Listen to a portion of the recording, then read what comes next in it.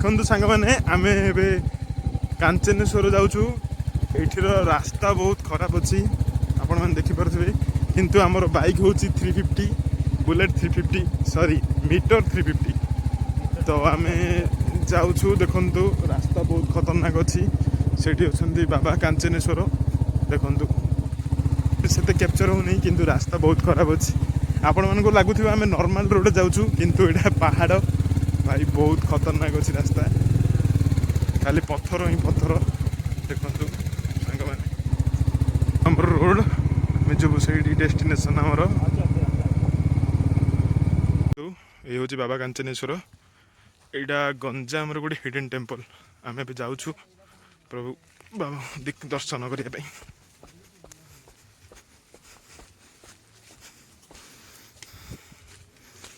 देखो व्यू आपण मैंने बहुत सुंदर व्यू ये अच्छी देखो बहुत सुंदर व्यू अच्छी किंतु एठाकर रास्ताटी बहुत खराब अच्छी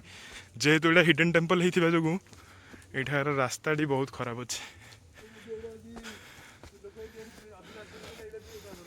हाँ लोक जदि एठा को अधिक आसी ताहले एटा टूरिस्ट प्लेस भी हो पारे तो देखो ये हूँ बाबा कांचनेश्वर मंदिर ये बहुत ऊपर अच्छी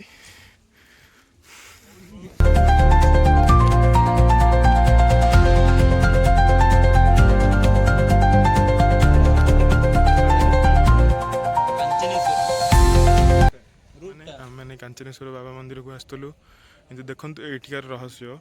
जे कि एटा भणजा आउ मामू भणजा पहाड़ बोली कह जाए एटा को तो सहीटा गोटे पहाड़ एवं बाबांगर जो आश्रय नहीं सहीटा गोटे पहाड़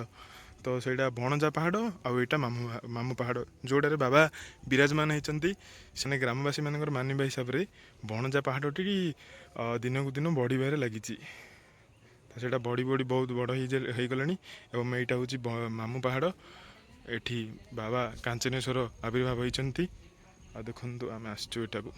बुलापी बासिंदा को पचारि से कांचनेश्वर बाबा पहाड़ को देखी आसचु आ बहुत भल लगे पहाड़ी बहुत भल अच्छी